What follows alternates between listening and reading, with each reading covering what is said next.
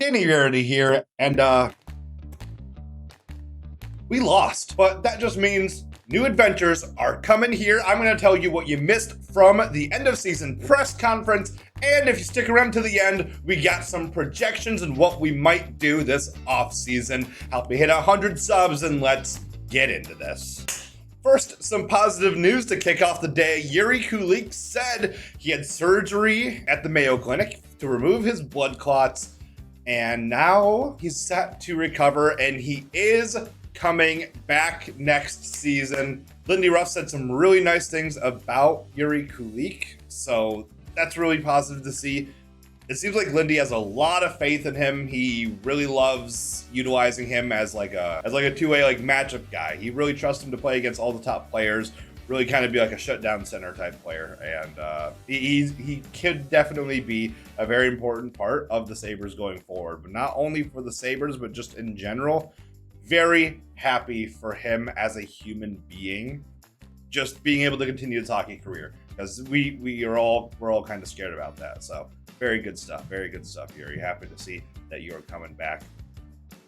And then more stuff about the press conference too. This was another big kind of point as well, was that pretty much all the players at the press conference were like, yeah, we really want Tuck re-signed. Tage said it's not a secret. Everyone wants him to come back. I know there's a lot of things you have to think about. And then Darlene also came out. I can't find the quote. I had it yesterday, but I can't find the post anymore, or the quote anymore. But basically, Darlene was also like, he's like, the bottom line is I just really want him back. That's what Darlene said. And when you're a captain and like both your superstars are saying they want this player back, it's going to be really hard to not bring him back. And I'm going to get to the projections here in just a little bit. But I mean, it's just our cap crunch is so interesting right now, and it's going to be very difficult. It's going to be very difficult. And there are some things that some ideas I might be able to throw out there that we might be able to kind of maneuver here to try and free up that cap space.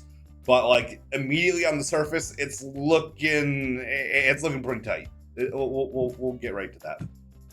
So from my perspective, right, if all we do, I mean, this is what I have right now. If all we do is re-sign Benson and Krebs to their projections, which is Benson a 7x7, which I think is way too low for him.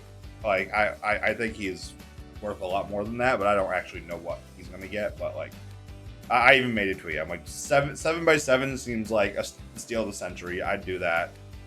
I'd sign that every single day and twice on a weekend. Peyton Krebs was projected at 3x3.5 roughly million, and heading into this offseason, we only have about 12 million in cap space. So just through those two extensions, we're looking at a little under 2 million left. So far, we would have like, if everybody comes off IR, and then these are the players who played with us in the playoffs, we have 4 open slots and 5 players here. I mean, we're probably going to do something like Carrick. I mean, I don't know exactly what the lines would be, obviously, but like we got Carrick, Kulik, Osland, and I guess like Danforth, I guess, but I'm not too. I'm not too keen on Danforth. He might just end up being like a depth guy, because we do still have a couple players too that we could still call up. I mean, Jordan Greenway, I did end up sending down just because he wasn't like, especially at 4 million. I think they might, like, especially if they really need the cap, they might try and waive him. I don't think anyone's going to claim that contract, but I mean, that seems like the easiest thing to try and just clear up 4 million right there. But Hellenes, we're going to add him up because he was also incredible, and I can't see him really going back down. So I'm probably looking at something like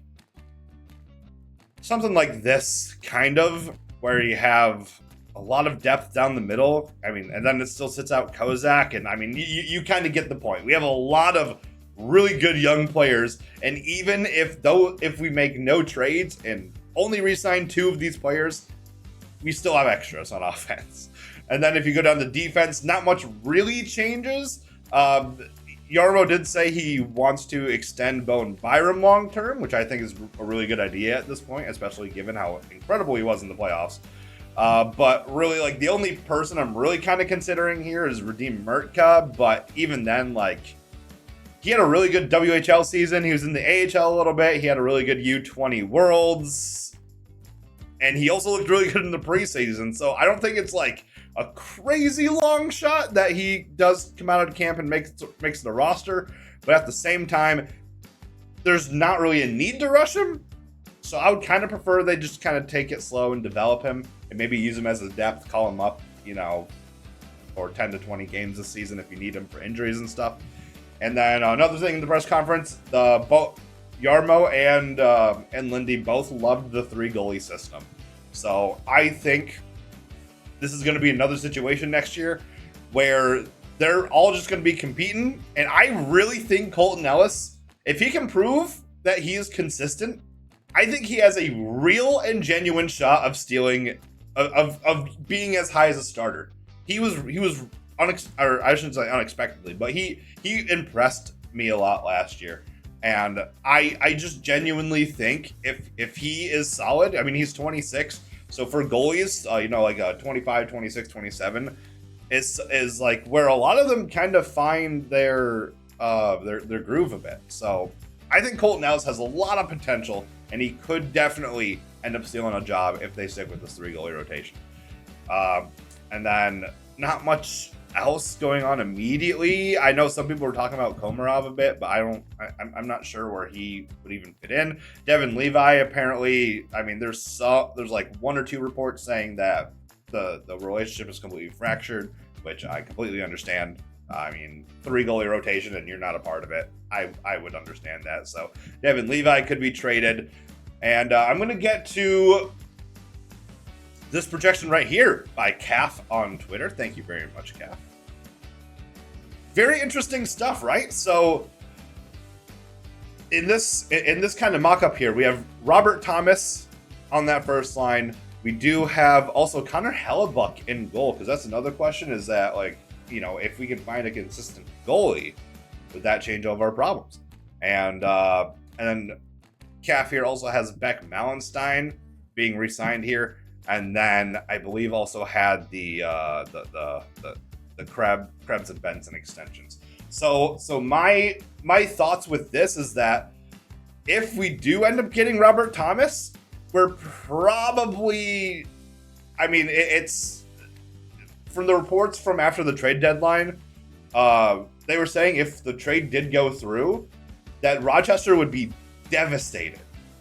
So I'm really thinking that if we have Robert Thomas, we're probably, it's going to be really hard right now to like figure out who to give up, but like you're probably going to have to give up, you know, you might have to give up a Hellenis. You might have to give up a Hellenis and a Krebs and a Kozak, like that type of thing. And then that would all, I mean, which isn't like the worst thing, because that also opens up more roster slots for this kind of logjam we have. But it's probably going to be very expensive. And a lot of the players that are in this lineup right now probably wouldn't be in the lineup if we did get Robert Thomas, just because they'd be shipped out to trade.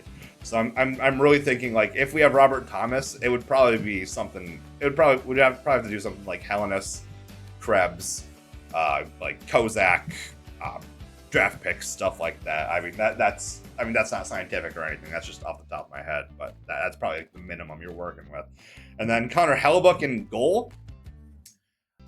It's really tough because he is incredible in the regular season, and he has proven that he can be good in high pressure situations in the Olympics. But I mean, in the NHL playoffs, he's just horrible. But I mean, that's something that could change. Like that, like a new situation could definitely change that.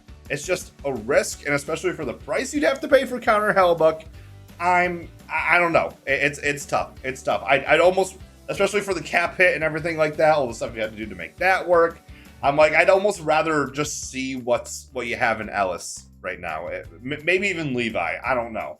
But I would probably rather see what Alice can give you, especially for, you know, Alice's league minimum contract over trading for Hellebug right now. But that's something that's an opinion that could change by the deadline, especially if everyone just sucks. So, but that's about all I have for you guys today. Thank you for sticking around. I appreciate you. Have a good day, and let's go Sabres.